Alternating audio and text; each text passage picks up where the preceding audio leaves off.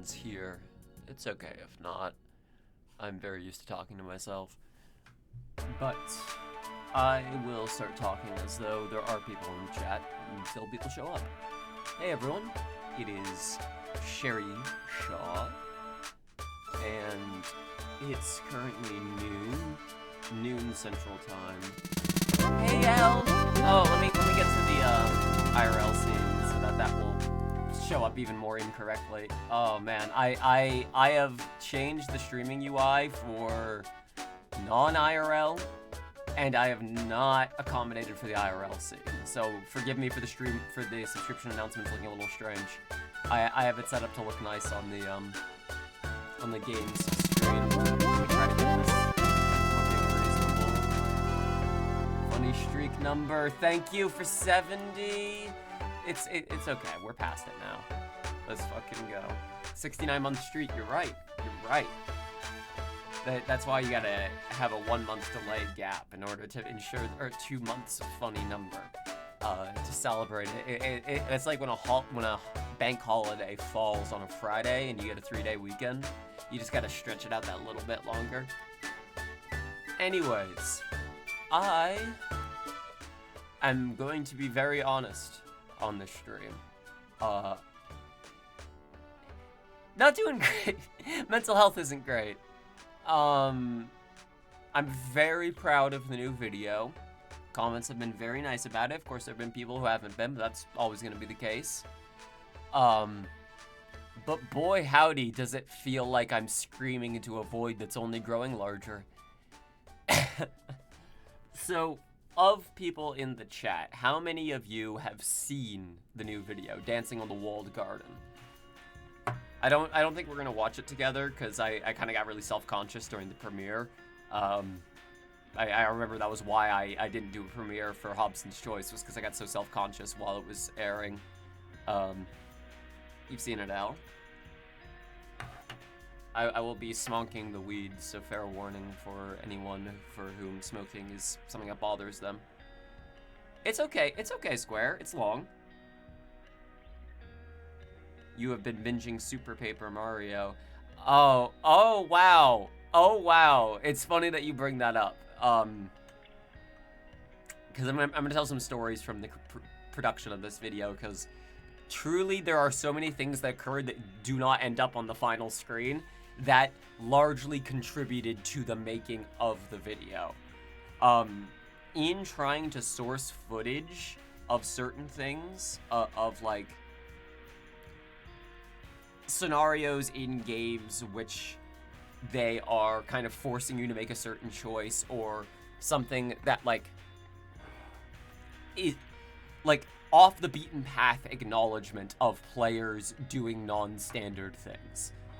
And an example I intended to use was either Paper Mario, Thousand Year Door specifically, saying yes to Shadow Queen Peach and just becoming her servant, or I was thinking about, this was in the part of the video where we're talking about hostile game design. I think I don't remember the name of your companion in Super Paper Mario. I wanted to say Pixel, but I don't think that's right. But when you don't put on the space helmet in the space segment, there is a loop of the game being like, you really do actually need to put on the space helmet as your companion. Tippy, thank you, Tippy. Keeps getting more and more aggressive and upset with you, and then eventually is like, you know what, die for all I care, and then you game over. I was planning to use that as an example of hostile game design, but all of the footage I could find of both of those things, the people uploading them were like pretty strict about please don't use my footage without permission, and I just was not working on a timetable where I could ask for permission for something like that. For larger structural things in the video that I knew I was going to use a good amount of footage of, I asked for permission. But if it was just going to be for a couple of seconds, I was looking for people who were like, feel free to use, or for like trailer footage, things that I could just link and move on. But I didn't want to step on anyone's toes for people like, no, please don't fucking use my footage without asking. Like I can respect that.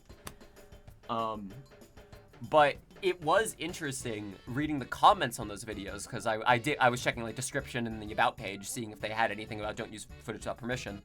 But on the comments, boy howdy, do gamers still have a lot of strong opinions about, like, a game telling you no for something, but also about Shadow Beach. It really is interesting how I was worried when I was writing the video, like, am I being too harsh to the idea of gamers in general, people who just play games? And then I remember people who self-identify as primarily gamers often are only doing so that they can be annoying about a certain thing, and once you find that tripwire in their life, then you remember, oh wait, no, yeah, this is why we should all be less fucking entitled. Fallout 3 Space DLC just explodes your head if you don't put on your suit. About gamers not taking no for an answer, I have been playing Helldivers 2. I got gifted it by Austin's brother, which I very much appreciate. I have so much to say about this, I'm now realizing. I have so much to talk about the community around Helldivers 2, to the point where if it wasn't for the fact that the video essays as a medium are dying, I would probably make a video essay about it.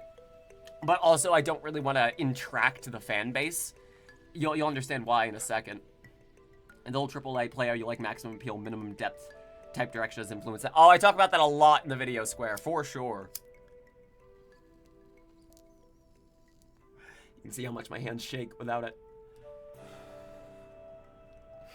Right. So, no, well, okay.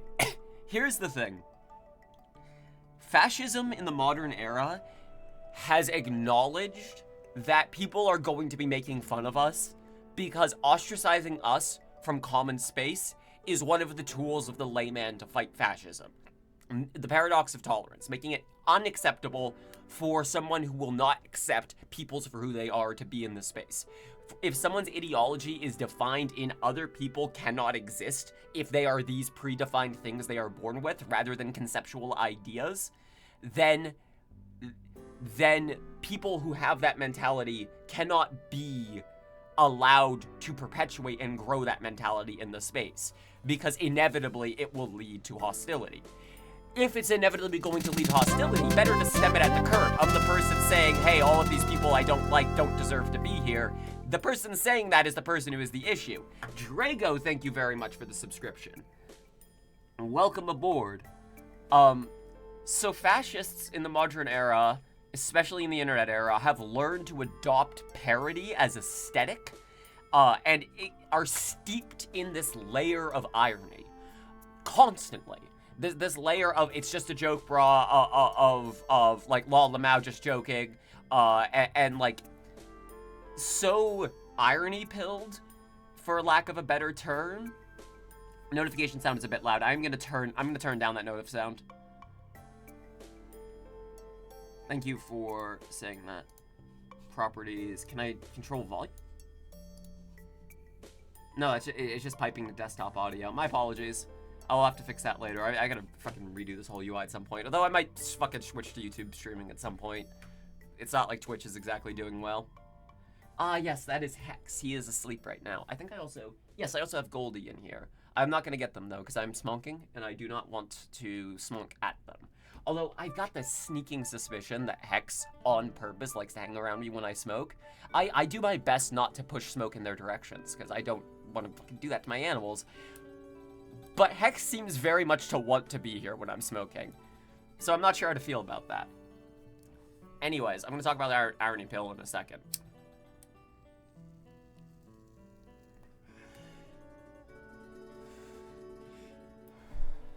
So, making out fascists to be joke characters, to be, like, insane parody, is generally speaking what Warhammer 40k has done. It does seem some of the creative staff over the many years Warhammer has existed have either not been worried enough about fascists taking over the space unironically, or were actively promoting it. I am not claiming that whatever their name is called, the Hammer people, I'm not claiming that they were actively courting fascists. They even put out a statement like not too long ago about how you really, really, really do need to stop like believing this unironically. I don't know what they're called. The fucking I probably, if I sat here for a moment and thought about it, I can remember the name of the studio that made Warhammer. Is it GameWorks? Is that it? But anyways, Games Workshop. I was close. But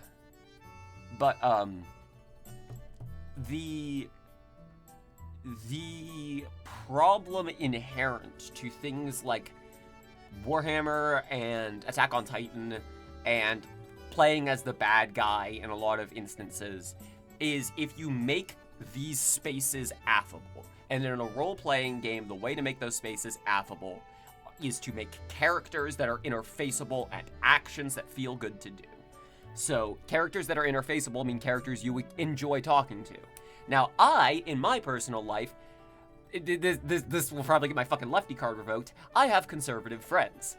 They are people who cannot stand Donald Trump. That is the line that I have for people that I will be willing to tolerate existing with, is people who cannot stand Donald Trump, who will not vote for him, who are just so disheartened with him.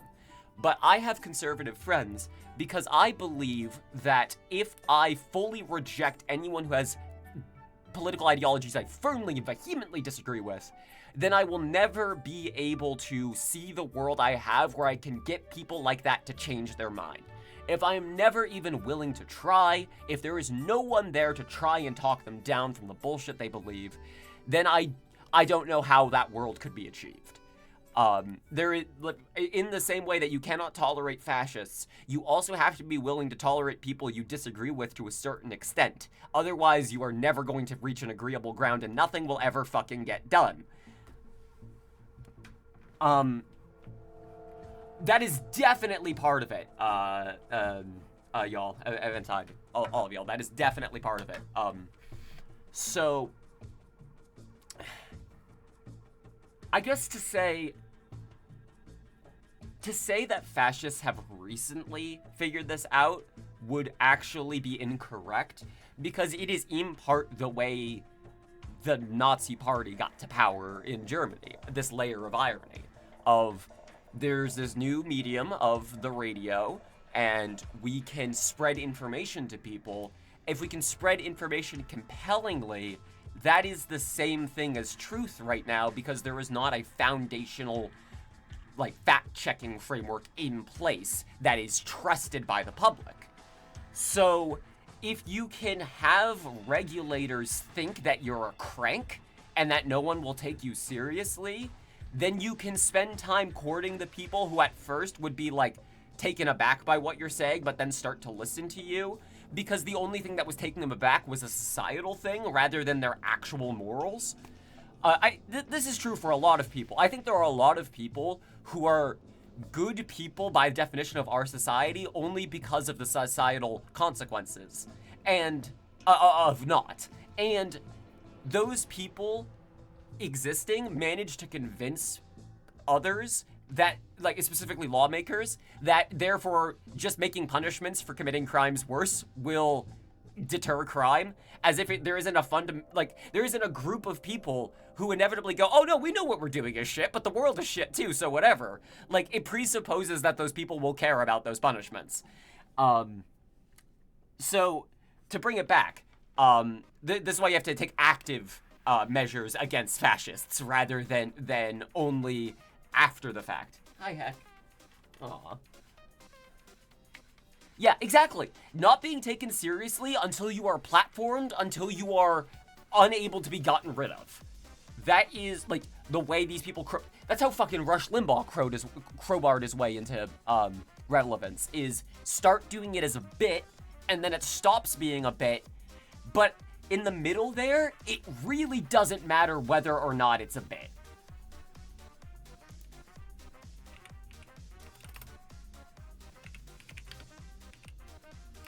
Hang on.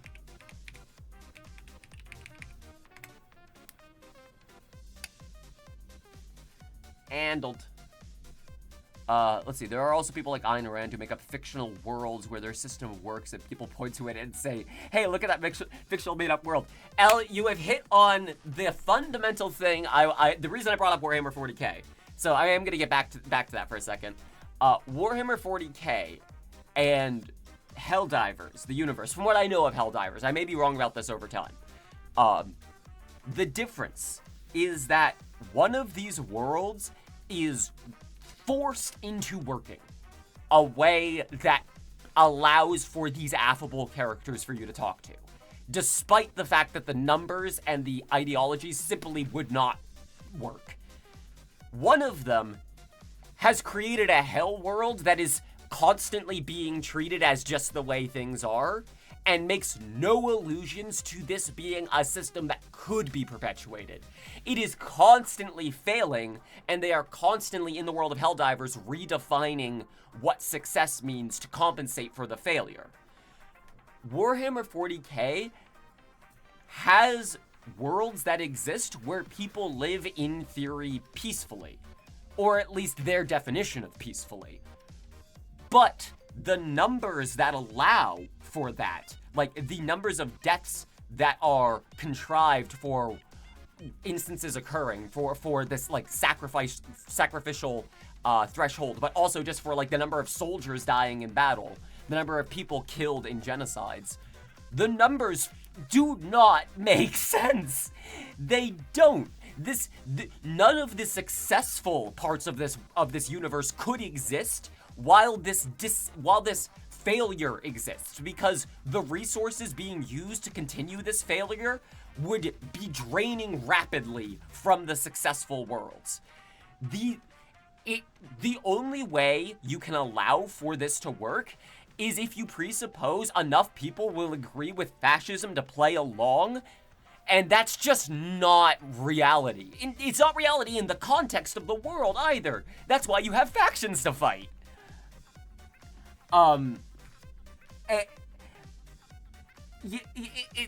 There is this idea of like no political system except the ones we currently have can work.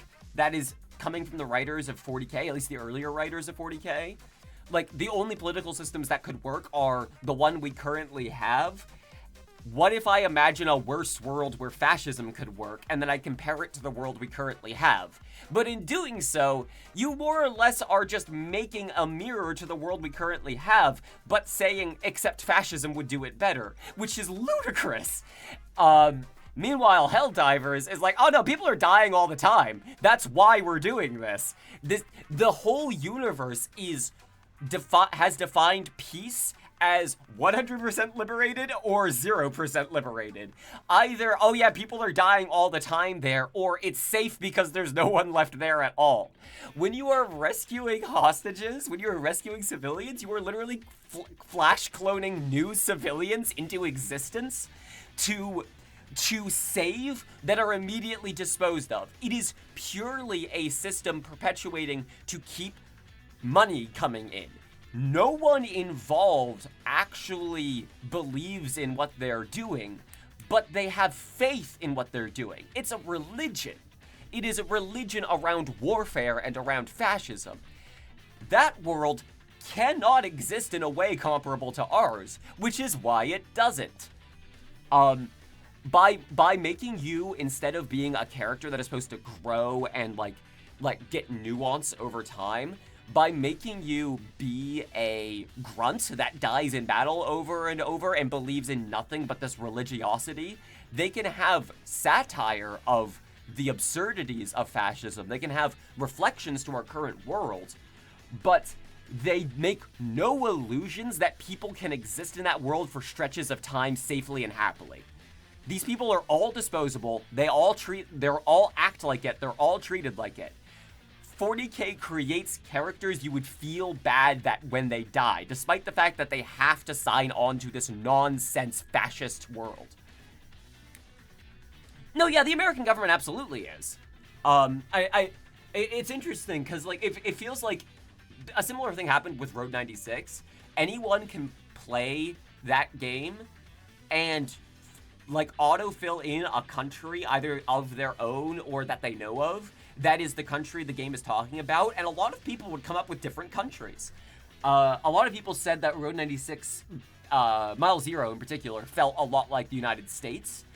But, like, I don't know, there's a couple of other countries of current news relevance that it reminded me of much, much sooner, and the developers were French, so I felt like there was kind of an acknowledgement of, like, this is not unique to one country. This is a system of religious capitalism, basically. Religiously fervent capitalism. It does not matter the religion, or even if you have a religion, but it is using whatever religious foundations you have to justify why capitalism is constantly failing. It is your God-given right to lose money. It doesn't matter what God, it doesn't matter whose God, it doesn't matter if it's one of many. You are allowed to lose money, and that's why you're losing money. Isn't that sacred? Helldivers has created a religion in fiction. However, it is so purposefully, like, the religion in the fiction is defined by its ability to graft on whatever new happens, no matter how inane or absurd, like Emperor Has No Clothes style. And that allows for these irony-pilled fascists to so quickly dive right into it, dive in for liberty, and go like, yes, yes, yes, I like saying these words semi-ironically. I like saying democracy and liberty and liberate, freedom. I like using all of those, like half-jokingly, because I acknowledge that the thing that maybe deep down I want, that I don't even know if I'm telling myself that I want, is fascism, is for a strongman to make the world in a way that would be better for me. But if because Helldivers fiction is entirely based on no matter what happens, we have to keep the war machine going, they are really good at writing ways to justify absolute nonsense actions. But that makes it really easy for irony-pilled fascists to just jump in and say, yes, me too. Also that.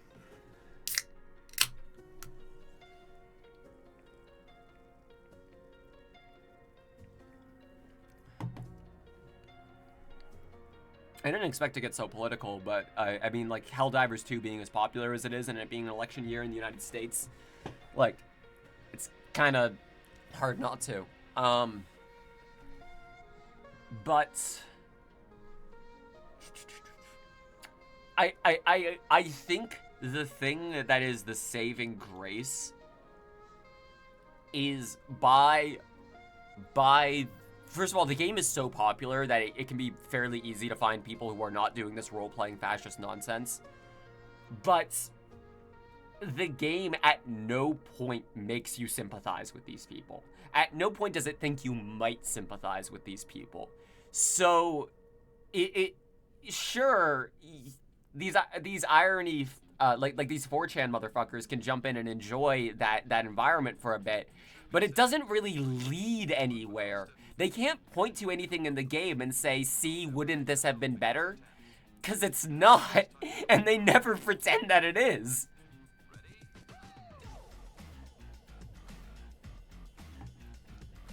Yeah, I cannot fucking bring myself as of current. Yeah, I'm just gonna be honest. I cannot bring myself as of current to vote in the presidential election. I'm gonna vote in my local elections. But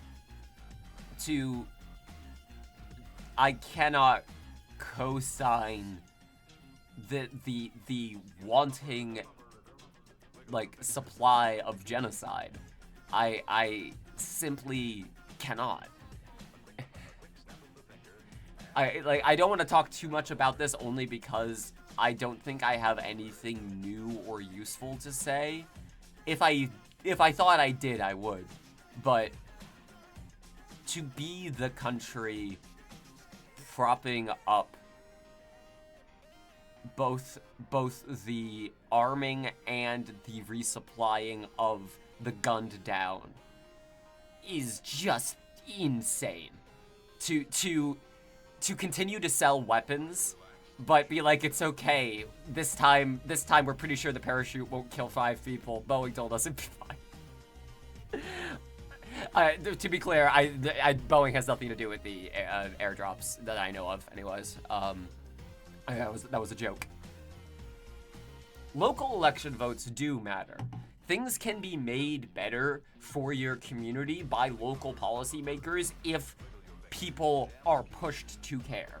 That is how little things get done. That is how potholes get filled in.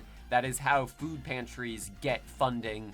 That is how Section 8 housing gets built. That is how people can have a place to go. Like, having local policymakers who actually care and know what the problems in your community are. So you, do you think they would sue me if I, because there's the slogan for Boeing, if it ain't Boeing, I ain't going. Do you think they would sue me if I made a t-shirt of a crashing plane that said, it Boeing, it going?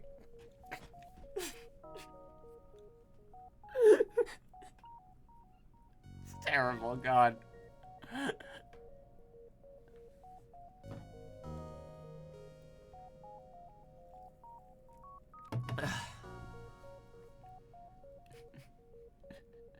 Did they sue the whistleblower? Oh, they didn't sue the whistleblower. I mean, maybe they sent him a cease and desist all at once, really quickly to his fucking skull. To be clear, in my personal, genuine, honest opinion, this is not tinfoil hat moment. I think a more realistic thing that happened with the Boeing whistleblower that as far as current at the time reporting states, killed himself. My likely guess as to what happened there is he probably actually did after some kind of massive stress or pressure was put on him in a moment there where he is, you know, dealing with Boeing and being a whistleblower for this company, which is the same thing. Which is the same thing, to be clear. If a company tells you, like, well, you know, we're gonna, like, do X or Y, and then you kill yourself over it because you can't imagine living without X or Y, that's still them killing you. That's the same thing. It is, like, morally 1-to-1, in my opinion, anyways. So but I think that's more likely that than someone came up to his car and like fucking made him shoot himself and tried to stage. Like, I think that's way more likely that such a great stress was put on him by Boeing that he led himself to that it caused him to do that. We recently had a vote around here about getting 13th rent for pensioners because they were getting 12, which depending on the circumstance was barely enough for many. So what 13th would help probably. Define, I'm not sure I understand that. So, I thought of pensions as a cut you took from your check for retirement so you get a payment in retirement, like almost like a continual payment. So, what is 13th as opposed to 12th? Like, what do those numbers mean in that context?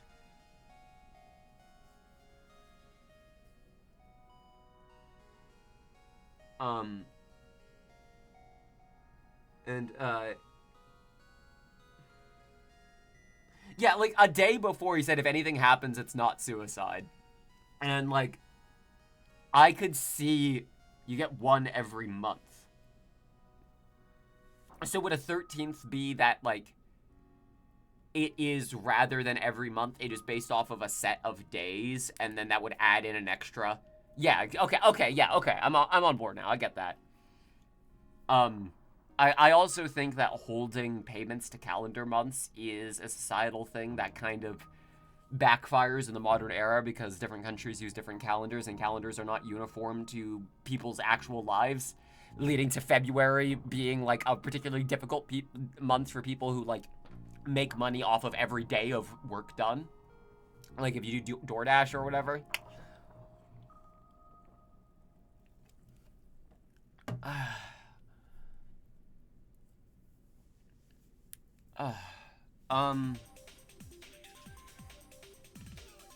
All of this is to say, I am enjoying Helldivers 2, but I am worried about the community. And the thing the developers should do is try to make the fiction so just simply, like, aesthetically unpleasing to want to adopt that there is no reason for them to want to do it. If you don't make any of these characters affable or likable, if you make everyone out to be like a victim and a rube in this system, then like, it's pretty, I don't know, like, people aren't going to be taken very seriously in that space, but also that allows for fascists to grow, so it has to be kept in check.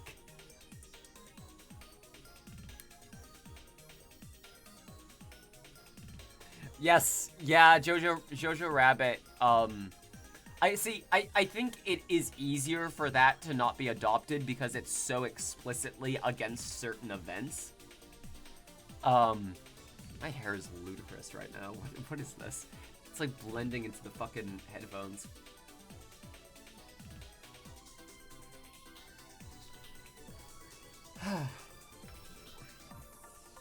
Make it so queer and add so much stuff that fascists would despise, be associated with. Yeah, if I don't think I would ever choose to write like a pure fascist world.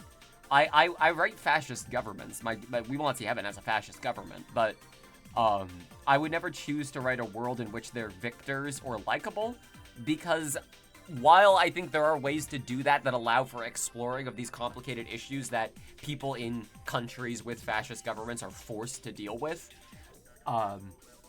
it could be a good way to explore those topics. I don't think I am... I think I'm a decent writer, but I don't think I'm a good enough writer to do that competently alone. I would worry that I would presuppose, like, people will surely understand this is a joke, this is satire, too much, and that I would write things that end up being adoptable.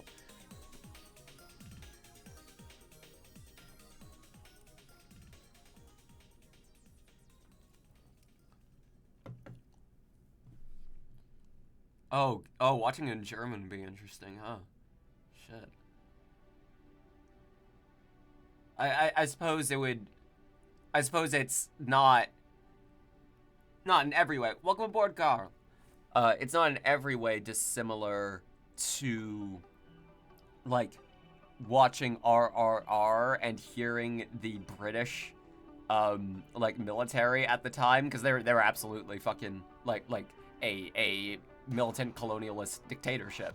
And, like, hearing that and being able to understand it, in a similar way of like, oh no, yeah, we're the baddies. I'm the baddie. That was me. That was, damn.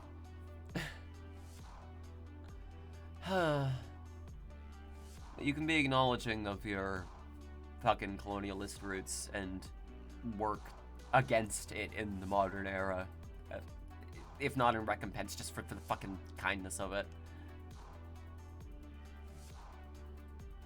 It hits different, right? Yeah.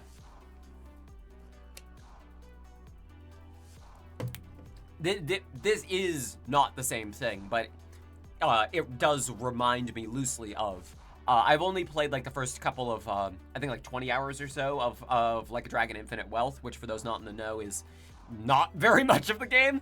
But that, seeing the way they portray the United States and hearing like the call phrases that the characters have, because we're playing the Japanese dub, hearing therefore the original dub, hearing like all of the English phrases that they choose to use, like I am seeing how another part of the world sees the country I live in and I am day to day in, and the knee-jerk reaction is to go like, that's ridiculous, that's absurd, but it is inherently a portrayal of the version of America that is projected out to the world. And what is America if not defined by being buoyant and bunctious and like overstating. Like we are a country defined by too much of it.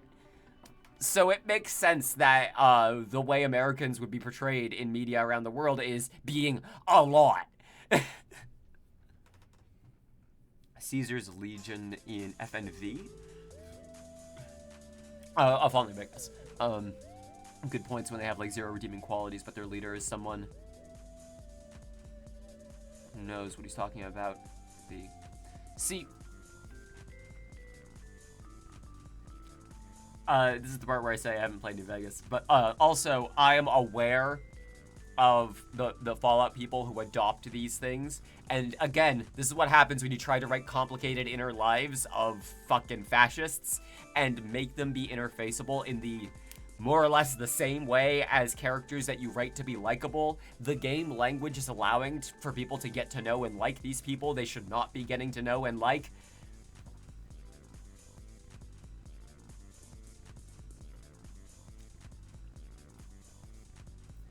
Good to hear, Al. I tried playing a couple times, but just so fucking busted on modern systems. And I, honestly, it is a little slow for my kind of game. I will at some point go through it just to like have experienced it, because it's just a moment of gaming history, especially for queer culture. But yeah. So yeah, there's a lot of quality of life improvements that are needed to make that game playable. I have gotten more and more used to doing like modding. Like for a while that was kind of a gray box for me. Modding games in general, other than like Steam Workshop mods, because I was just so worried I was gonna fuck something up on my computer after that one time when I was like, it's not that long ago. I was like 21, maybe 22, when I fucking accidentally downloaded malware trying to install a Minecraft shader pack. And I only caught it because I had an active antivirus on at the time. Because I was a little suspicious, but thankfully I was smart enough to be suspicious of it. But Baldur's Gate 3 has gotten me back into like really having to figure out how to get mods working. So maybe Vault New Vegas, since it's been around a lot longer, will be even easier to get set up.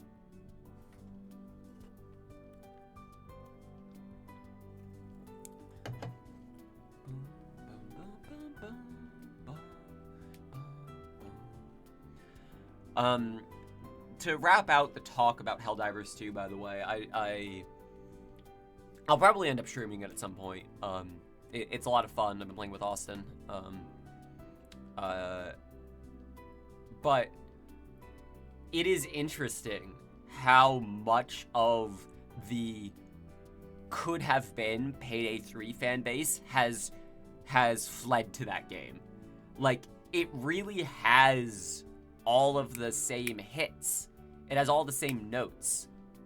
Like, it's other than just being a Swedish dev, it's like that same kind of gritty, shooty game feel with objectives that are random and repeatable, co-op with funny, silly moments, fighting, like having that oppressive kind of Militech aesthetic, and the fascism. It's all there.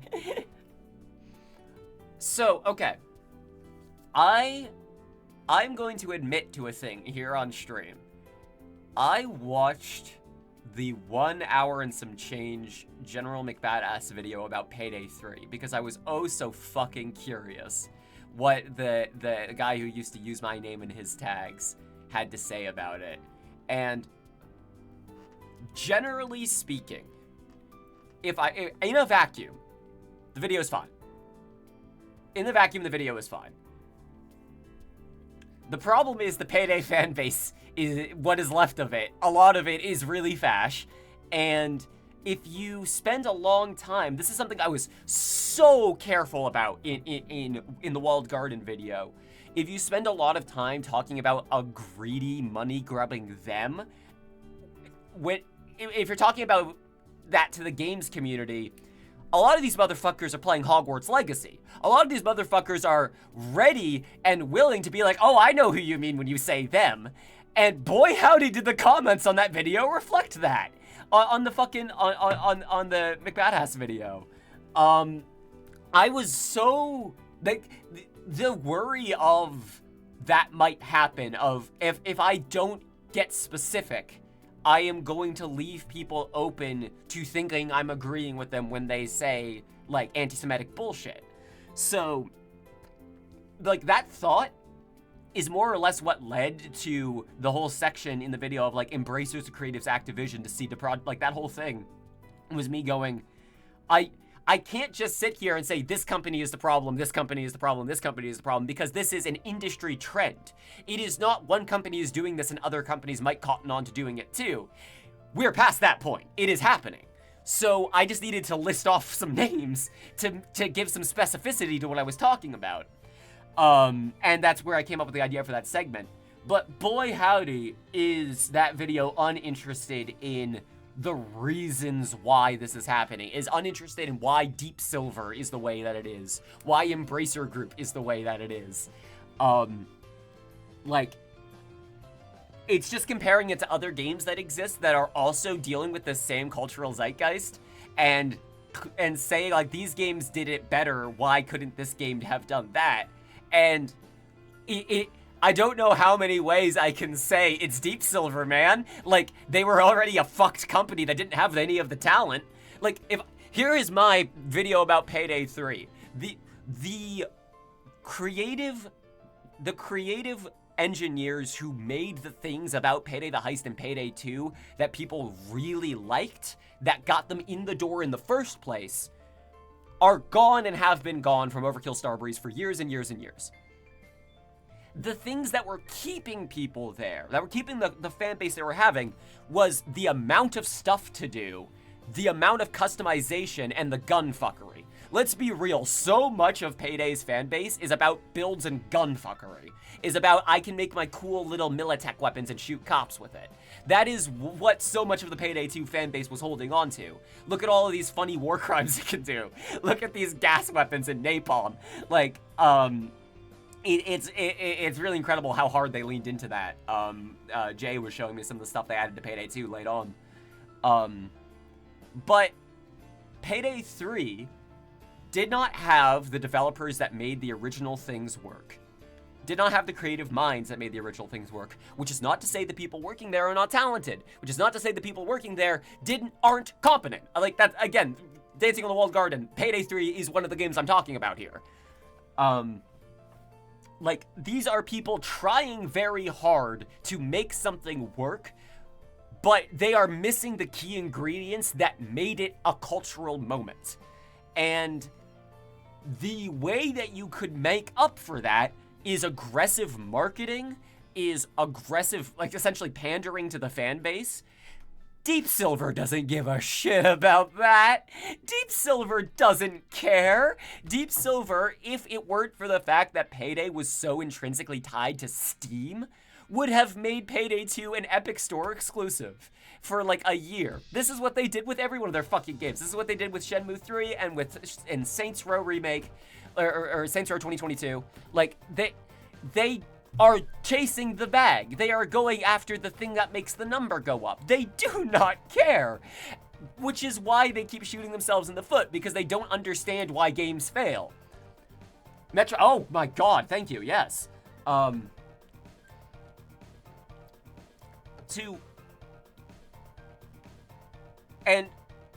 the people working at these studios can't really do anything except the things they're already doing harder. But the things they were already doing are flawed ways of doing it. Like, they had a case study.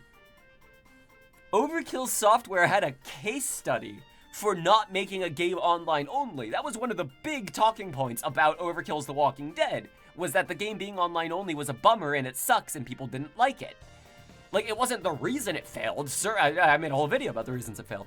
But it was definitely a big factor as to people's disdain for, like, even getting into the game in the first place. Is like, there is this fundamental lack of trust in live service games.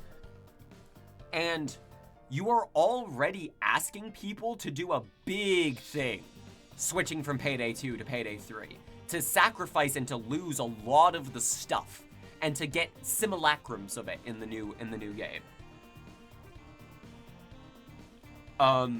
And I guess the more I think about it, do you know what should have happened?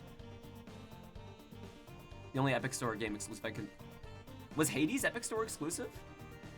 Was it... Because I remember there being something interesting about the releases with it. But what happened with... Interesting. But it also had early access for a while. Was it early access Epic Store? I don't think that's a thing, is it? Well, I only ever got it on Steam, so I guess I got in late. But the thing that happened with Payday 3 and the thing that happened with Counter-Strike 2, the exact opposite of those things needed to occur. Like, Payday 3 needed to be, we have rebuilt underneath Payday 2 a new game that is in a new engine with all of your old stuff still there. This will probably be a multi-year process, but if you stick with us, we're trying to make this right. And if you want to help support it, then here's where that money is. Go ahead and buy these things. We're adding in all kinds of new suit customizations and stuff. And Counter-Strike needed, hey, take the versions of the things you have and convert them to this new game where they will have a new re-engaged, reinvigorated market of value. And in this new game, we can fix so many of the long-standing issues with the series, but still keep the same core experience. Right we are, Jay.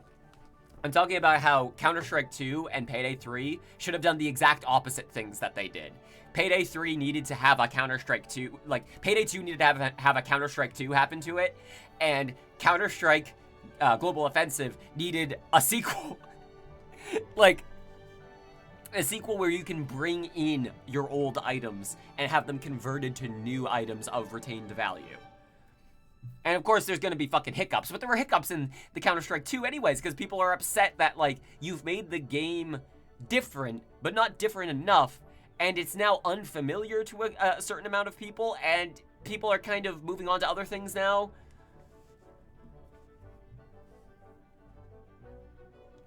Xfinity, yuck. Hey, you gotta see those ads, you gotta get that, chase that bag.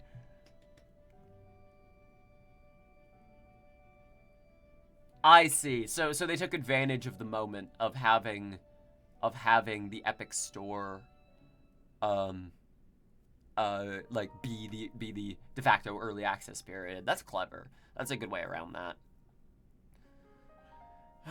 Supergiant are like one of the studios that make this whole argument of what is indie and what is AA, AAA really silly. Like, Supergiant is not an indie studio anymore, but by literal definition it is. But it's not fair to call Hades or Hades 2 indie games. That they have way too much budget and prestige behind them to make it fair for what indie games are to have to stay on the same platform as them.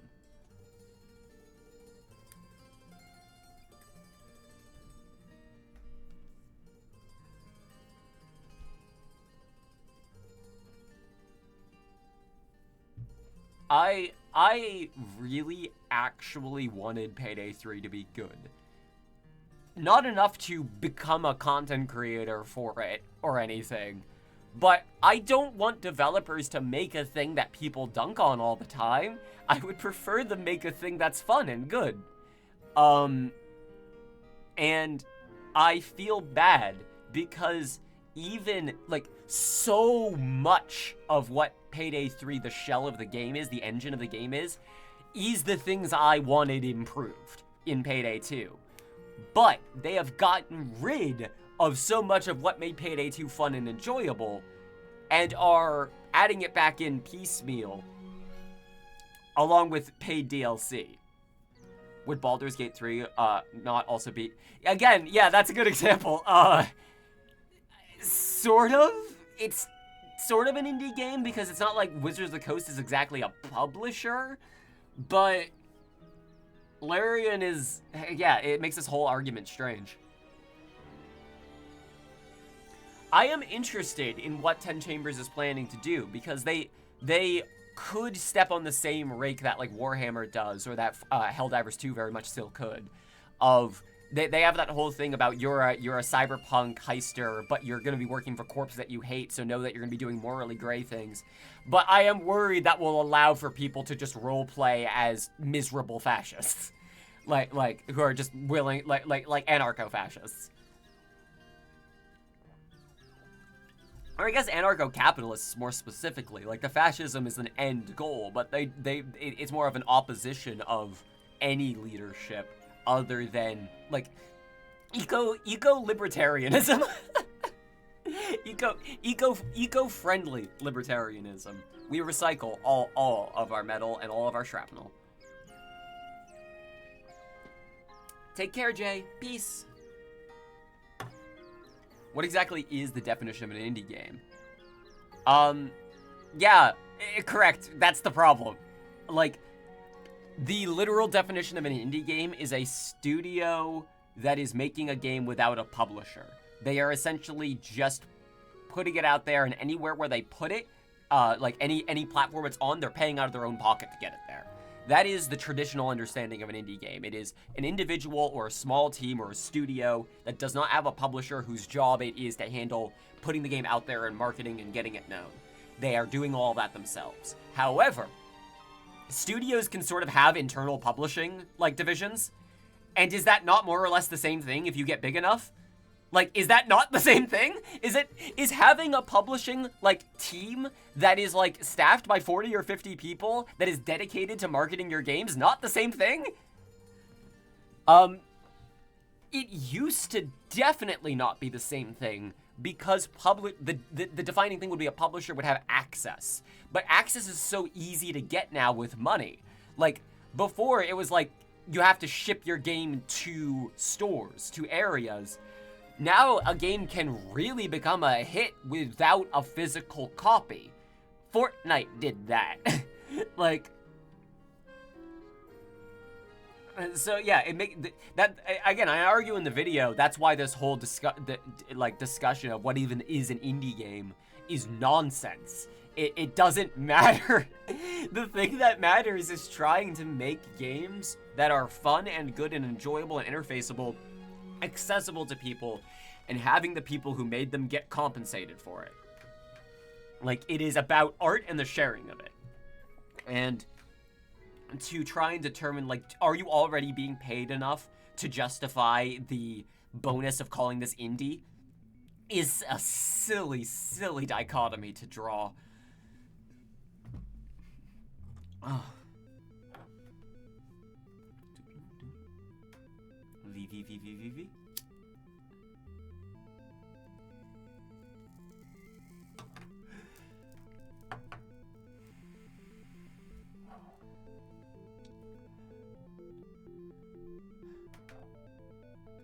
Copyright infringement in video games is funny if you do it right.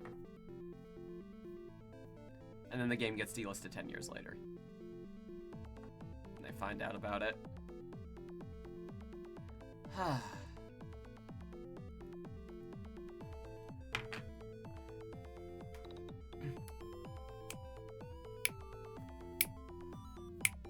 Yeah, I think maybe the whole wholesome games discussion is when I first started to really... Oh, hex. Is when I first started to really think about this. Because I had a couple of friends who would, like, always roll their eyes at anytime wholesome games were brought up. And I, at first, was perplexed by that. And the more I understood, I think they were mad at the wrong thing. But I get why they were mad at the organization, because the organization is part of the problem. Not, when I say the organization, I mean in the sense of, like, organizing. I don't mean, like, a specific company responsible here. But the idea of defining, these are what wholesome games are. This is what makes a game friendly and fun and safe. If you do enough of these things, you'll be promoted as a wholesome game. But if your game has too much conflict in it, then you're not a wholesome game. Now, who defines what conflict is? And I think the larger issue there is the thing I talked about in the video of studios just trying to aestheticize themselves to whatever will make money in the moment, who have no care for the underlying material. And that will just keep shifting and keep happening over and over and over again unless it's called out as it's happening.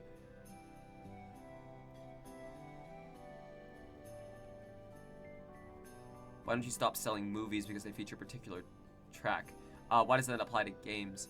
I think part of the idea is this very dated notion that games are something that assets inside of are isolated, as opposed to a movie where it's all one thing, like it's all one track. So it is a higher risk to have copywritten assets in a game because it could double as distribution of that specific thing, whereas a movie doesn't double as distribution of the song unless you have the song played unabated with nothing like interrupting it. But that's just like that presupposes a world without piracy, man. Like, it's the wrong problem. Hi, heck. Yeah, buddy. Oh, stretch.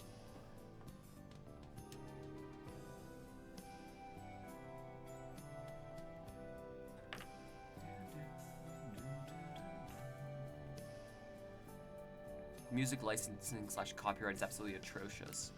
Preferred way of listening to Fire Than Flames is a 240 upload of someone playing Brutal Legend with a mic that picks up everything and nothing all at once.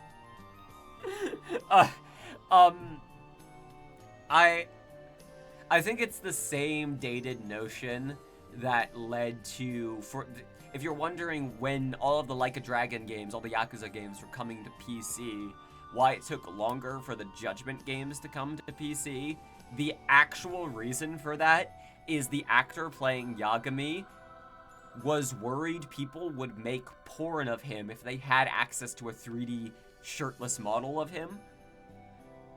And he was like, his thinking was, if a game is on the computer, then people can access that stuff. But if it's on the console, then they can't. And it took them like 2 years to explain to him, like, dude, it's too late. They're already doing it. This is part of what you sign up for. Unfortunately, it really doesn't feel good that it is, but inevitably it is. If you are giving your likeness to a thing and you are signing up to be playing a character who is made out to be attractive, then inherently that's gonna be a part of it. That's the same advice Carrie Fisher gave to Daisy Ridley early on about Ray. Like, it's something you have to like learn that is going to be a thing you have to deal with, because no matter how appalling it is, people will do it. And eventually he got convinced, and now the games are on PC.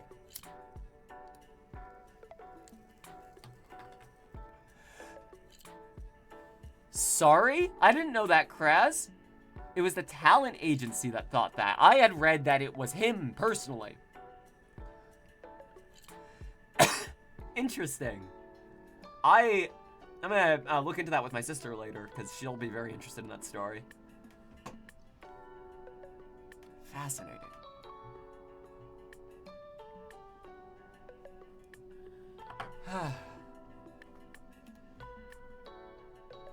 I have been, honestly, the past week or so, since the video came out, sitting in my room in the dark, playing Helldivers, or just kind of existing, and not doing very much. I haven't felt good since the video came out. This is honesty time. My physical health is really bad. My teeth are falling out of my face.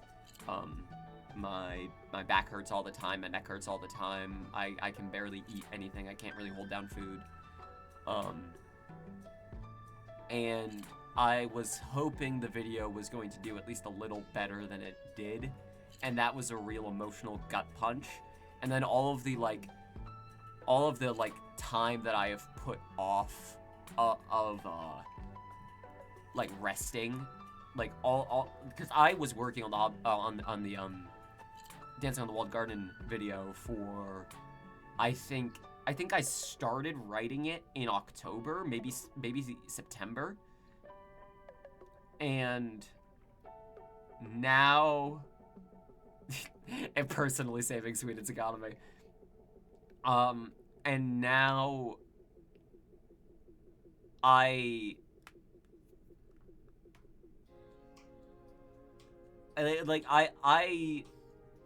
really started working on that video in earnest in February, in like late January, early February. I was chipping away at the script over those couple of months, and you know, the war and ongoing genocide happened, and now it just fucking, like, it's hard to focus on anything. But I kept chipping away at it, and the more and more as layoffs started happening in the games industry, more and more it became more of an issue. I realized that I couldn't not talk about that, not because the video necessitated it, but because making a video about the games, like about the way games are perceived in general by the public and by players, without talking about the people suffering right now behind it, would be insulting. But I don't know how to get that message out to people other than to post it the way I did. And it's doing fine. Like 1,500 people have seen it, and that's like about what I should expect. I guess I was just hoping it would do a little better than that. But also, I am aware that the medium of like the 30-ish minute video essay is dying. The thing that really hits is shorts, really long content, or a lot of like 20 or closer to an hour minute videos. Like doing a lot of something to keep a broad audience of people. Like, I can't really watch the longer stuff, but I like the shorts. Or just going all the way in on doing as much as possible as quickly as possible. And I am incapable of that. I do not want to do that. And I do want to keep. If you like it, Square, don't feel compelled to if you disagree with it. But if I guess I want to keep making very introspective material. I want to keep making in-depth focused material, but video essays are the best way I know how to do that as video at all. And if I either have to go way longer, which I don't want to do because it detracts, in my opinion, from the knowledge that, like, from the information that can be given in the video. Fucking the H-Bomber Guy video did a great job of making people think just James Somerson was the problem, despite the fact that so much of the video was about all of the other people.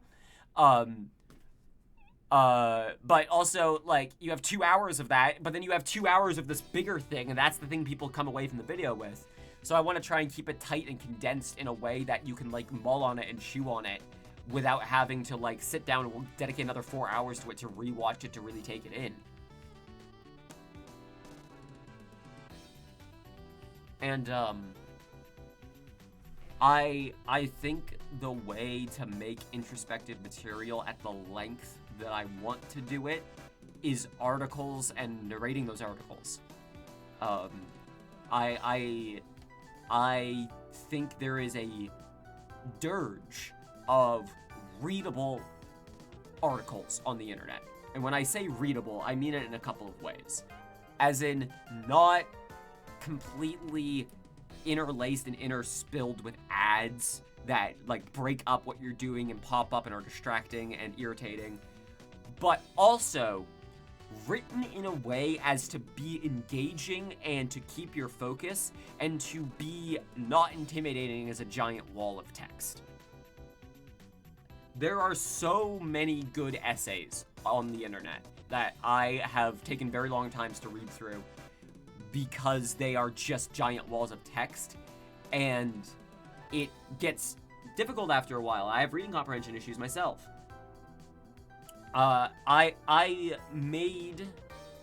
Yes, the write-up on Discord was when I started to really sink my teeth into, I think I could probably write articles. And then the Trevor Project Parts 1 and 2 are where I really, really got into, like, this is a heavy topic I'm covering. I want this to be readable. I want this to be something that a person would look forward to reading. I want it to feel like a bit of an event. Like when someone is like, oh, that looks interesting, I'm gonna go get a coffee and a snack and sit down and focus on this. That's the kind of attention I'm trying to cultivate. But you don't get that just asking for it. You have to make it something people want to engage with in that way, instead of it being something they scroll, look at, and then move on from. And I acknowledge that for people who are going to fully commit to reading the thing, I am having a limited audience.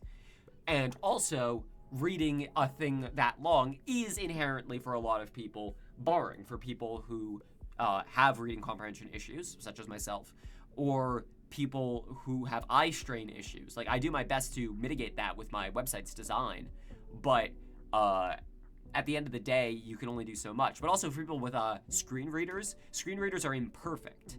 I did everything I could to set up my site in a way where it will be comfortable for screen readers, but every screen reader is a little different, every computer is a little different, every device someone is on prints things a little differently. So I think the thing I'm going to be doing next is doing some audio readings of my articles from my website, and maybe posting those to YouTube as podcasts. Like, I don't intend to do a podcast proper, but I think the best way to convert the audience I have on YouTube would be to like this long form material, and be presenting in a way where people can engage with it easier, and I can get it out without it taking literal months. Like, if I just have to read it and record it, that is, like, I would have been done if I just had to read and, like, edit the audio. I would have been done with the fucking video so much sooner. Like, the amount of time it takes to read something in front of a camera instead of just reading in front of a microphone is so much time. The amount of time it takes to edit that down is ludicrous, but it's worth it for the visual edit, because nothing is scarier than a blank canvas. Nothing is scarier than a timeline with just my narration audio and no footage, and I have to figure out what footage goes throughout the entire fucking thing.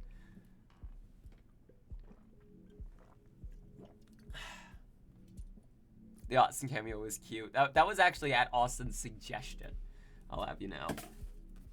Because I described the video as potentially being a swan song for me doing videos in that style, because I just don't think there's a future in it anymore.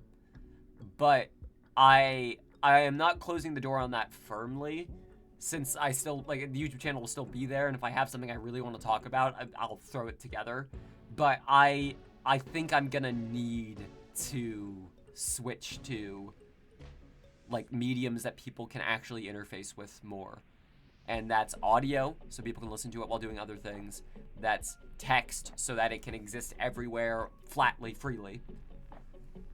Become a Scott the Watch. See, that's exactly what I don't want to do. I don't want to become an anything clone. I just want to do the shit I want to do. Like, I've defined myself enough as a person at this point, and as a creator at this point, that I just want to do my own thing and find a way to get it out to people. Acknowledge that I can't just do it the way I've been doing it, because it's not working. Take care, Square. Bye-bye.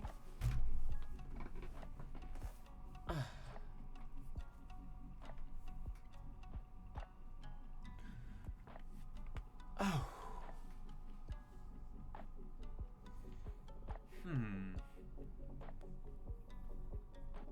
See, I'm not really sure what the future is gonna look like, cause I I am I am dealing with that squeeze of making enough money to not get government support, but definitely not making enough money to actually support myself. So, we are we are hanging in there. And I just can't expect YouTube to be the thing that will make me money anymore. So I'm gonna have to do it elsewhere. But I also am a firm believer that information wants to be free, information needs to be free, and if you are making information only available to people who either have the technical affluence to bypass paywalls or the money to bypass paywalls, then you are limiting the reach of that information and pre-assuming an underclass that doesn't deserve it. And that's bullshit to me. So I will always, to the best of my ability for anything I have control over publishing, publish my works, like, without paywalls, without, like, a subscription requirement. I think it is every single, like,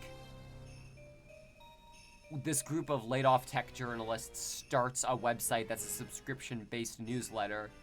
Like, that's not gonna go anywhere. At best, you get bought out by a company that can make it work with currently extant Okay, I want to say this is why I don't talk about money, because I'm worried I'm gonna guilt people into Thank you.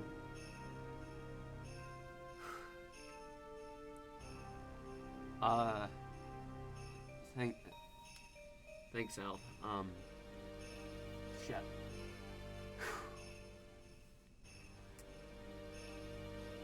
It makes a lot of things easier, over the next couple of days. Thank you.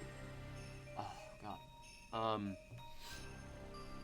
So, what was I saying?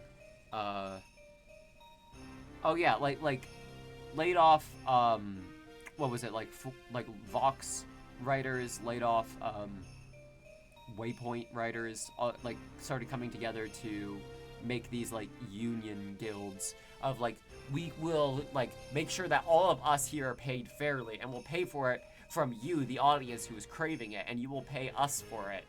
And, like, there's a lot that is going on there that's all well and good, but the costs inherent to hosting the website, distributing the information, getting the licenses to be able to actually, like, get in the room to report anything worth reporting, and the fact that your writing is only available to people who have already paid for it is really laughable. It is a laughable approach to this system. Thank you.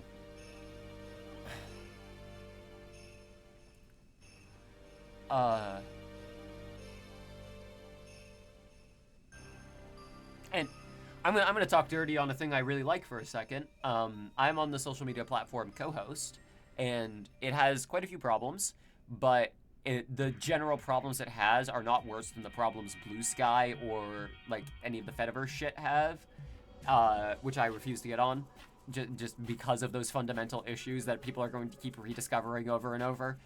Oh god, I could probably write an essay about it, but the thing is that the people who are, like, really weird about no, Mastodon is the future would just harangue me, so I don't even want to bother.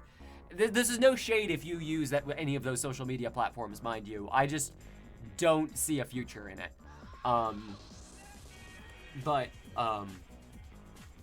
I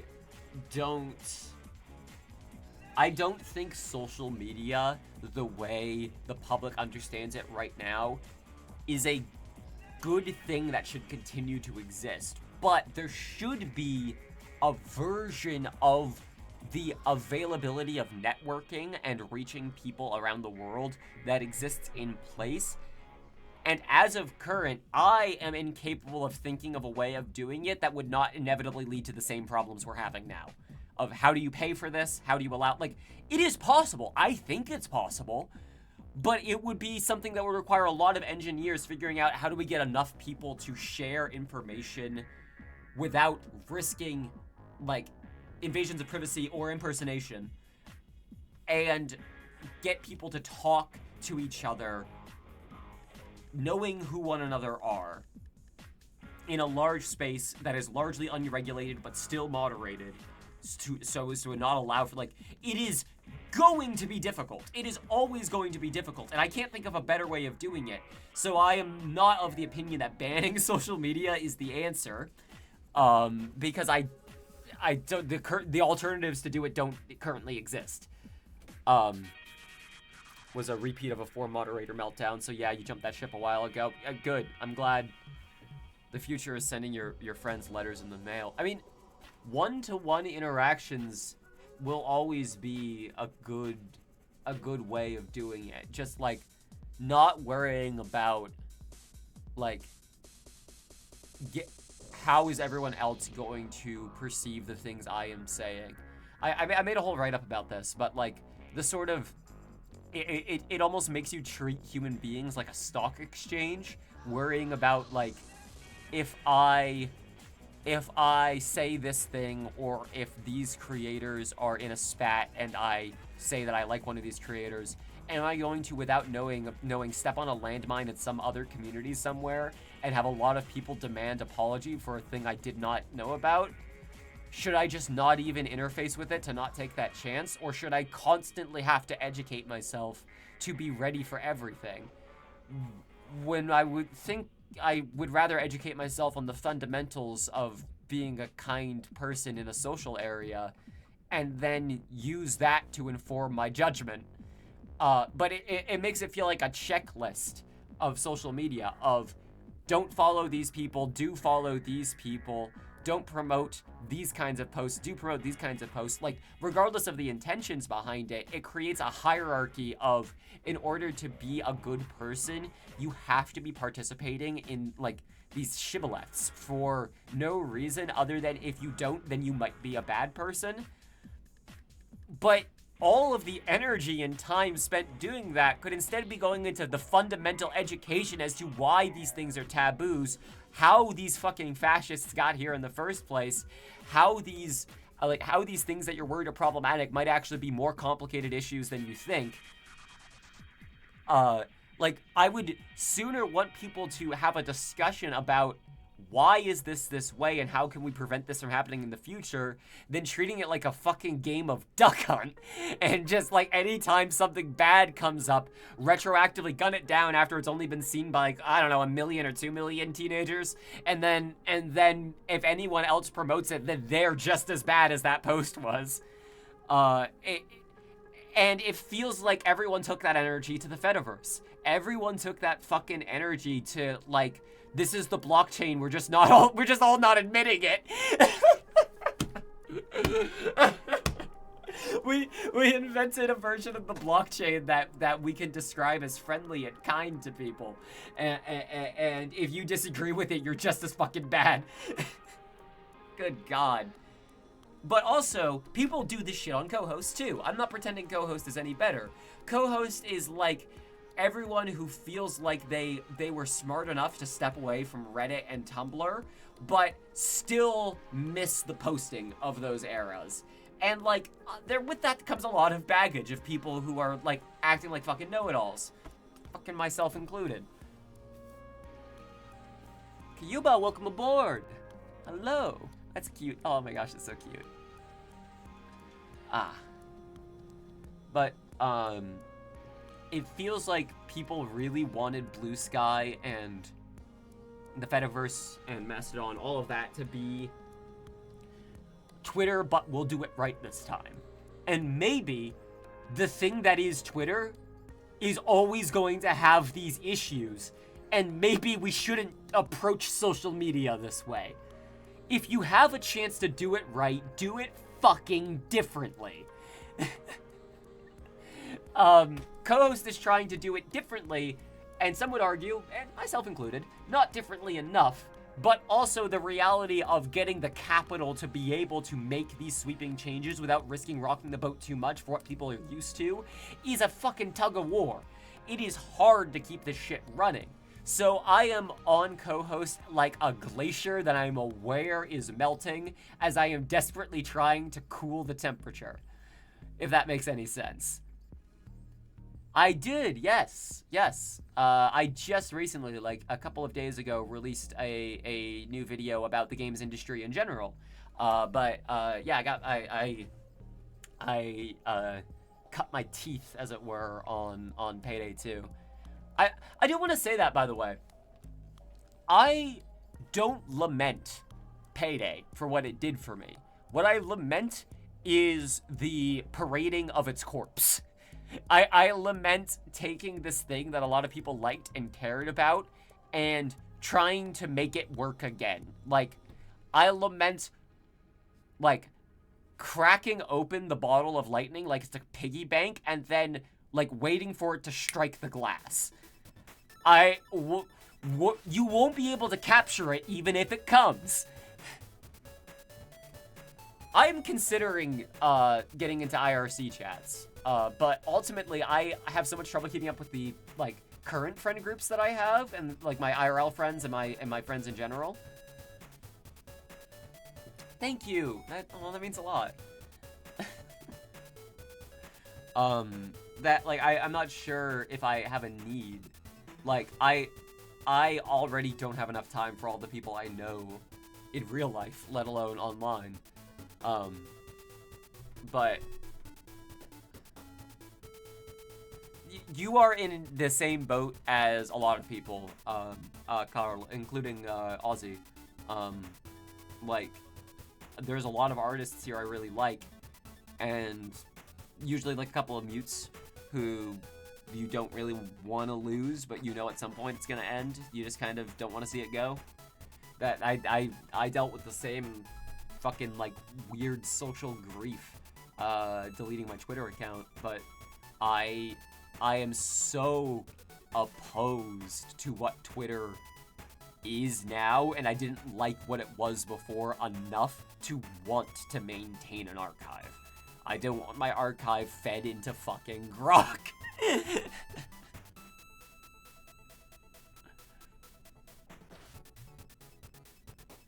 Oh, that's so good to hear.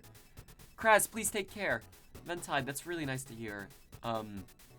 Finding queer folks in my area to like hang out with and get and like just have like a social safety net structure is great. The amount of like I'll cook tonight, or hey, I'll order food for everyone.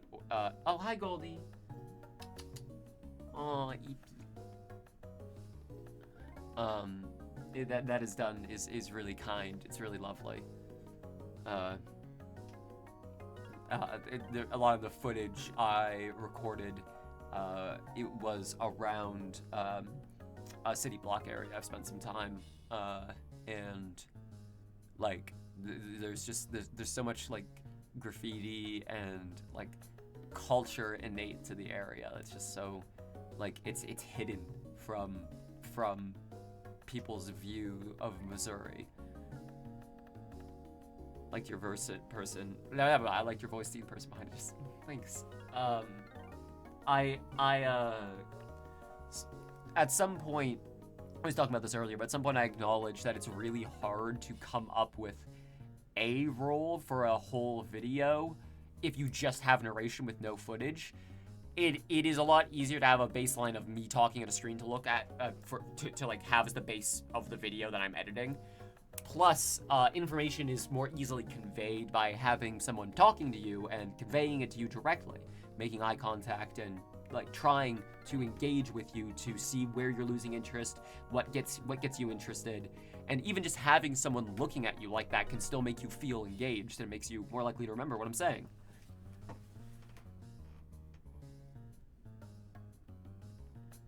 I don't know if I've talked about this, but I have been diagnosed with bipolar 2, which like makes so much fucking sense. Makes so much sense. I asked my mother, hey, is there a chance that I might be bipolar? And she said, like, well, yeah, I have it, and it's hereditary. Like, it's 26 years old, and you only thought to tell me this now? But, yeah, I take meds for it. I take Lamictal, and I notice if I forget to take it at night. I notice if I've forgotten. Like, the next morning, I will feel like the world is ending. Nothing matters. Nothing in the world could possibly matter. And then the next day I'm fine.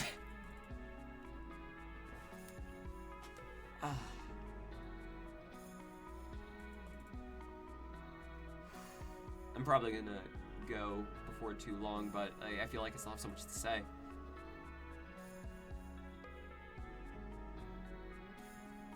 Your sister once joked to your grandmother that your late father fell on the ADHD spectrum somewhere instead of scolding her. Oh no, honey, there's a good chance he did. Yeah.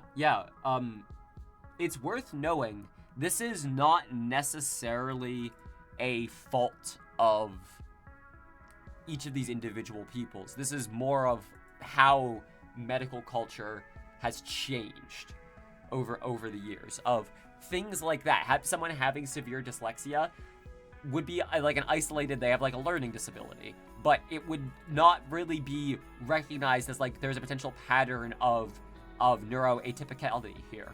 So it could be like, it's very like in the same way that my dad's autistic. I know my dad's autistic.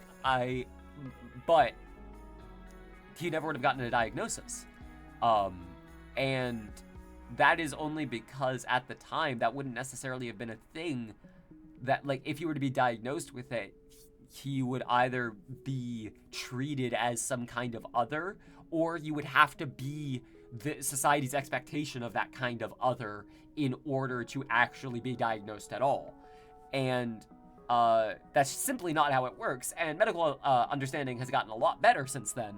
So I hope you can all see over there. There.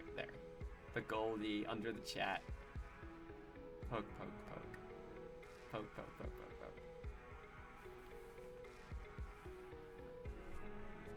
Toast, thank you for stopping by. Please take care. I'm pretty sure you're on the spectrum. You relate to like 90% of the memes on Aspie memes. I think there's a certain, like... I think there's a certain amount of self-selection that happens of people who are choosing to spend a lot of time in social media spaces of people posting who have similar headspaces as to them, or like in similar reality tunnels. The longer you spend there, the more you start to question why you're spending time there as opposed to elsewhere. And you will start to notice those things more. So I feel like it's also subconsciously like I'm spending more time here for that reason.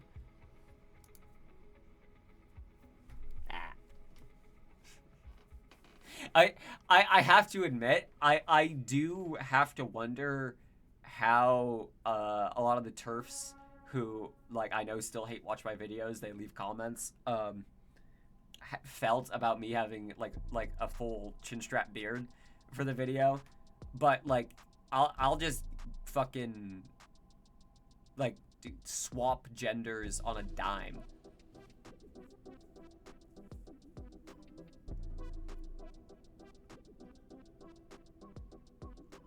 Thank you. Gender of fuck. Like I'm letting my hair grow out. I'm gonna let it grow long.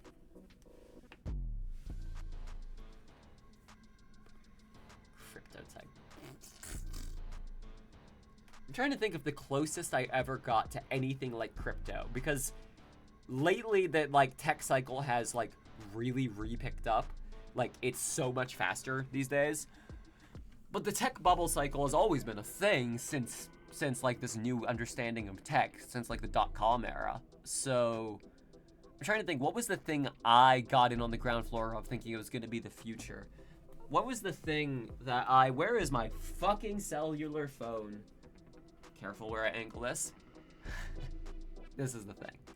This is the thing. This is the thing. This is the thing. That's the specific thing. I know what it is. Not phones in general. I'm not fucking crazy. Not smartphones. Google Pixels. So, years back when I was just a Payday creator, like, I was starting to branch out more, I posted a selfie on Twitter saying, this selfie brought to you by how badly I need a new phone, because it was really low quality.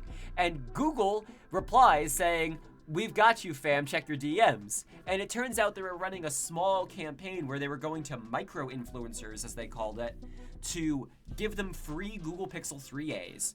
And the only condition was that you had to say how you actually felt about it. Just say how you honestly felt about it afterwards. With the inclination that you're probably going to say positive things. Which I did. I remember at the time taking strains to say, I'm not simping for Google here, but I do appreciate this, and this is a nice phone. But also, it was such a nice phone that I convinced other people to buy it because it was cheap. So I convinced my family to buy Pixels. I convinced a couple of friends to get Pixels. I bought a Pixel for a friend back when I had fucking disposable income to do so. And then Google's like, cool. Anyways, we're gonna disable eSIM now and walled garden our phones. And don't worry, AI is coming. Fucking god damn it.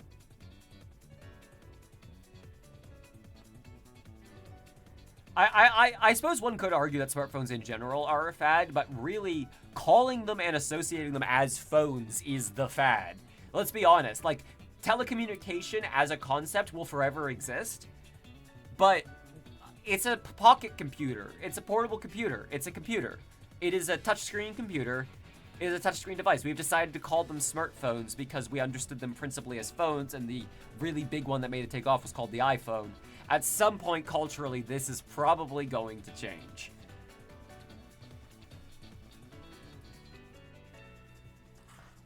Why wasn't I born a Nokia Engage-like?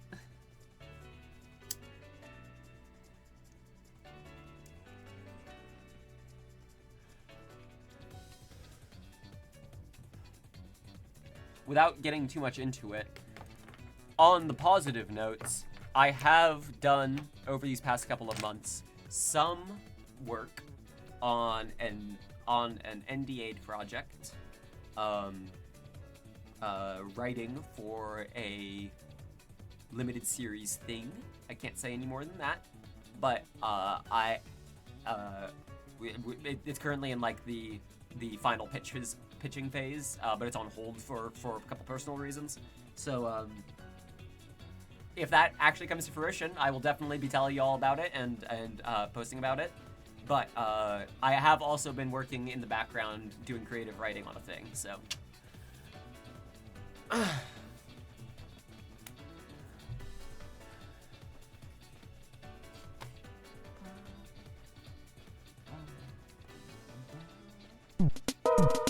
Maria, welcome to the party. You know, I was thinking about ending the stream, but I guess if we've got people here, maybe.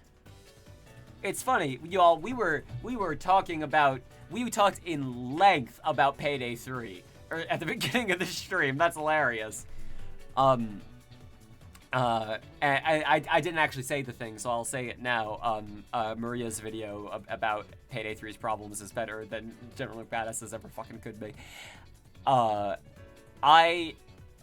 I hope, legitimately I hope, that the thing that changes from here on out is people who are so interesting. I will definitely watch it.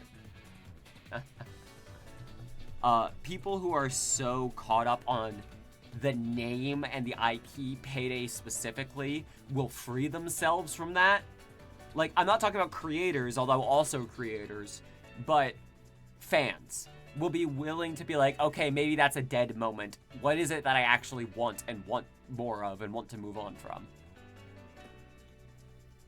I can hope that will happen.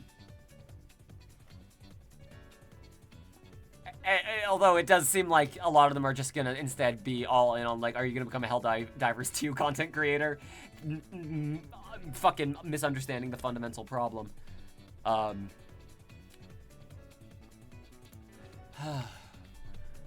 Oh god, I do have 34 hours in Helldivers 2 though. Holy shit. That is too many hours. That's the depression. Didn't the devs say that they wanted it to feel like, quote, going into a dark basement? Welcome aboard, just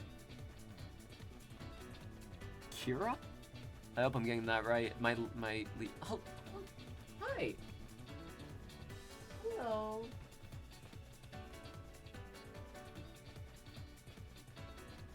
Hexadecimal, or hecadecimal. Heck, or Hex as we call him. He and his brother are two cats that we have adopted that were strays. His brother is over by the door and wants to go out. Here you go, buddy. I will grab him and show him off and then let him outside. Goldie. Here is Goldie. They are brothers. He is so small. He is so small. Is the thing about him is that he's very small. He is just so small.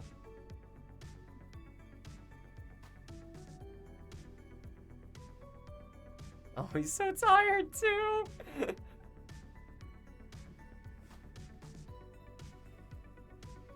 Yeah, he has not gotten any bigger than this. We've had him for months and months, and this is just the size he's remained. He has gotten fatter, but not bigger. Oh, buddy. There we go. Okay, y'all want to go out? There you go. Come on, Hex. Hi.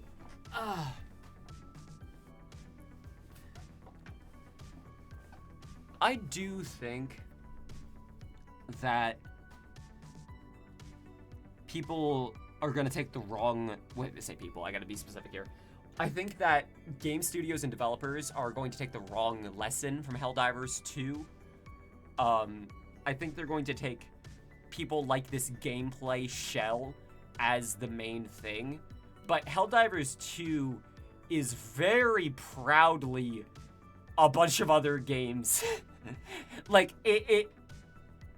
it's... I cannot stress enough that it almost felt like looking at Pal World footage, playing it. Like, oh, this is Metal Gear Solid 5, this is PlayerUnknown's Battlegrounds, there are so many ideas from other games that they took the fun things from those and went, let's do that. And there's not really anything wrong with that. That's fine. Like, a lot of that game feels like someone going, wouldn't it be fucking fun if you could do this? Like, shouldn't we have, like, a weapon that does this because it would be funny? Wouldn't it be funny if, like, you could, like, stick the orbital calls to enemies and, like stick, like, plasma grenades in Halo? Like, there is a lot of little things in that game that feels like someone played another game a while ago and remembered that fun thing and wanted to build on that. I think that's the crucial thing, and ultimately the thing that differentiates it when I talk about this with Pal World is Pal World feels like, let's do all of those things. Helldivers 2 feels like, let's elaborate on these ideas. Like, take a lot of the fun mechanics in these games that people like, and I guess also remove some of the bullshit. The respawn mechanics in Helldivers 2 are fascinating. The calling in for respawns, it, like, discourages PvP and deaths just enough so that they can still be funny when they happen. Like, you respawn quickly enough and can, like, pick your stuff back up and get back in and go, that it's not really... It doesn't feel like if someone kills you in, like, say, a battle royale or a survival game, and it's, like, a whole fucking procedure to get back to where you were. It lends itself to comedy more. Okay, there is a triangle. There is a triangle here. Hang on. I have to figure out where the other end of the triangle is. one point of this triangle of trying to do a bunch of things that other games have done, but do them funny and do them well, is Pal World, of going too much in the world of irony, too much in the world of, isn't this kind of absurd that we're doing this? On one end. On the other end, you have Lethal Company, of very silly, but doesn't really have a lot of depth to it beyond the fact that it's enjoyable and silly, so it became a big moment for a moment, and then people kind of moved on from it. Which is fine. That can happen. That's absolutely fine. But what is the third point of the triangle that currently at the center is Helldivers 2? Or is Helldivers 2 the top of that triangle, and the problem with that one is fascism? I think... Tried to land on you every time he respawned. I did kill Austin once landing on him. I did do that once.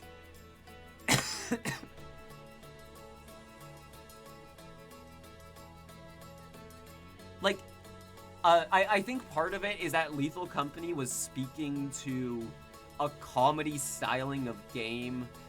Okay, before I keep talking about it like it's a post-mortem, I want to first of all be clear that a game doesn't just stop because, like, the general public moves on from it. It will continue to exist and be played as people want it. But...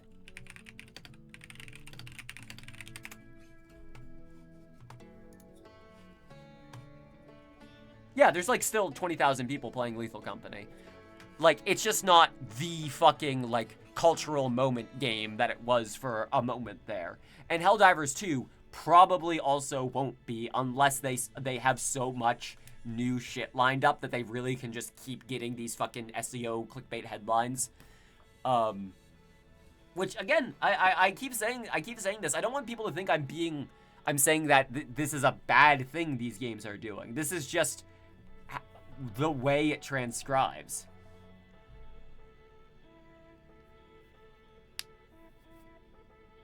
I think when I make this comparison, I am not saying, because I will argue that a lot of Helldivers 2 is taking an idea from another game and expounding upon it. But the interaction levels of the environment and enemies and the world reminds me a lot of Half-Life 1.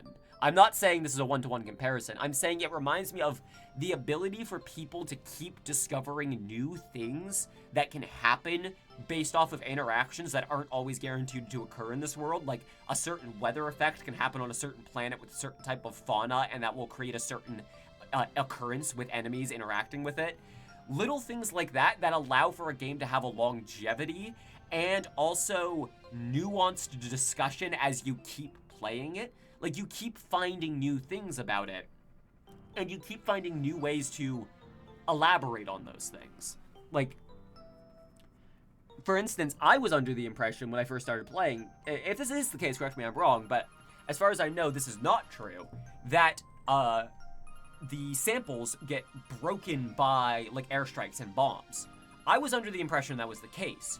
But I have been told by multiple people that is not the case. I've seen lots of damaged samples that I thought were ones that survived an explosion, but I thought they could also just be permanently lost by blowing them up. And if that is the case, that is like a nuanced mechanic to have to explore. If it isn't the case, the very fact that I probably could think it is the case speaks itself to how much depth the game can have. But this is also a bit of a downside to the game, of the game tells you very little that actually is important. I didn't know the game had first-person aiming for, like, 5 hours.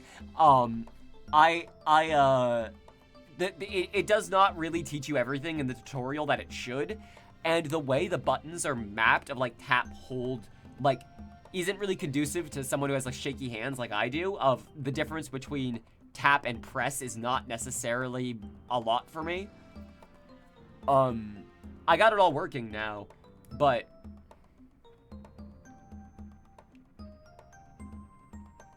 I personally think samples should get destroyed by explosives just to have there be a strategy in, do we blow this place up, or do we try to, like, stealthily invade it and then blow it up as we're running away.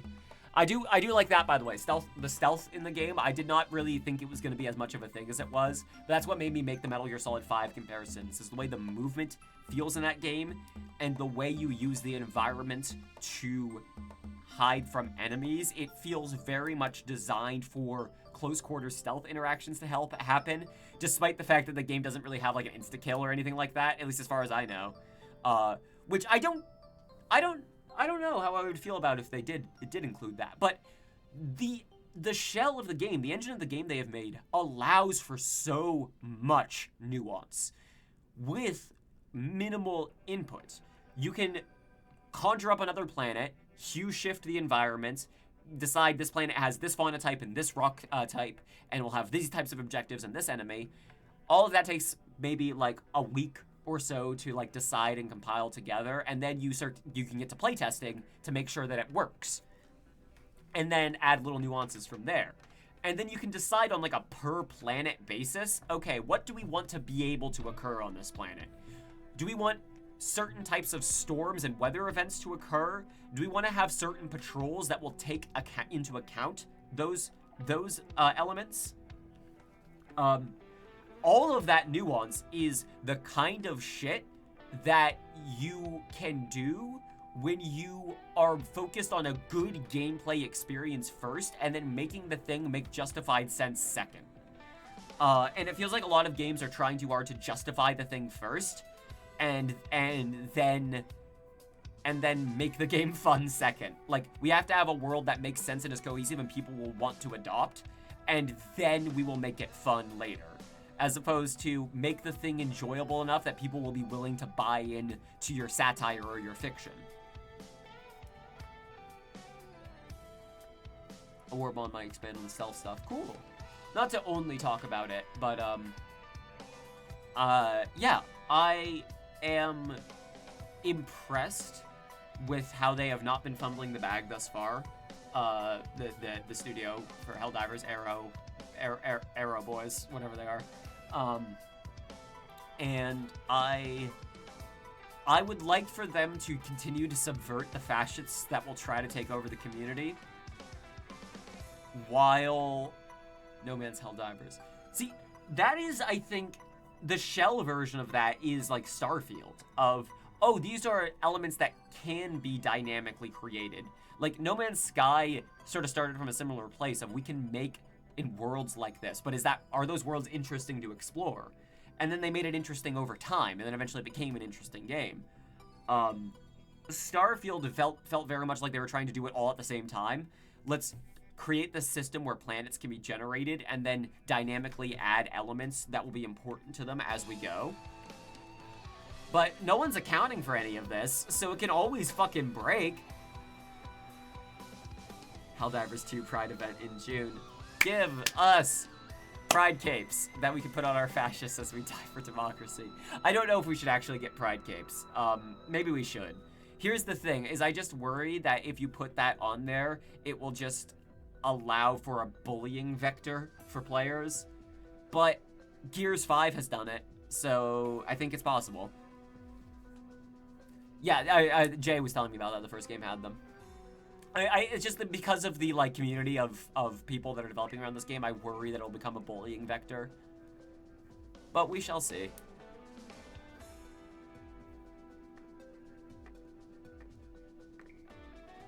The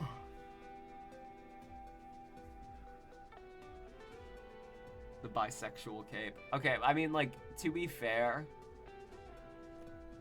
here's the thing. Again, I don't want these characters to be affable at all, but do I make an NB fascist that dies? I guess Hellsing Ultimate did. Huh.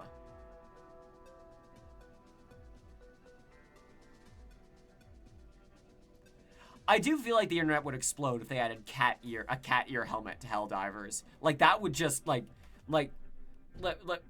Mastodon would crash. Like the internet would collapse in on itself. Like we'd be left with like unheard numbers of Chan boards that have suddenly appeared out of the murks.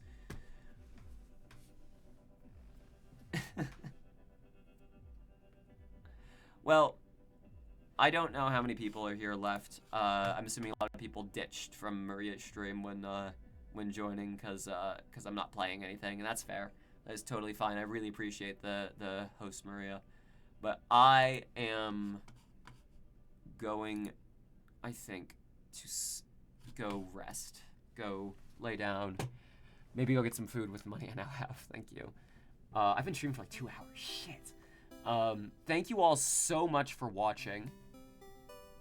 Trying to fix the 360. As far as I know, I think Microsoft has a phone number. You can give them a call. Bill will be there and ask you for help. It is incredible that they have absolutely, like, walled garden themselves for console repairs, but they just don't aestheticize themselves to it as much as Apple does for their products, so people don't really realize it's a problem. Like, you could repair this, but anyways. Thank you all so much for listening to me ramble. I really appreciate you sticking with me. I hope, if you have time, you'll check out the new video. Check out Maria's video on Payday 3 when it comes out, too. Or the ones that already exist. And check out E3K Athena. Like, we were never talking about Payday 2, and we were never talking about Payday, and reviewing Payday 3 broke me. Check them out. There's a lot to say about the cultural moment of the way this game came out. I'm glad I said it. Thanks for listening. Please take care, and take it easy.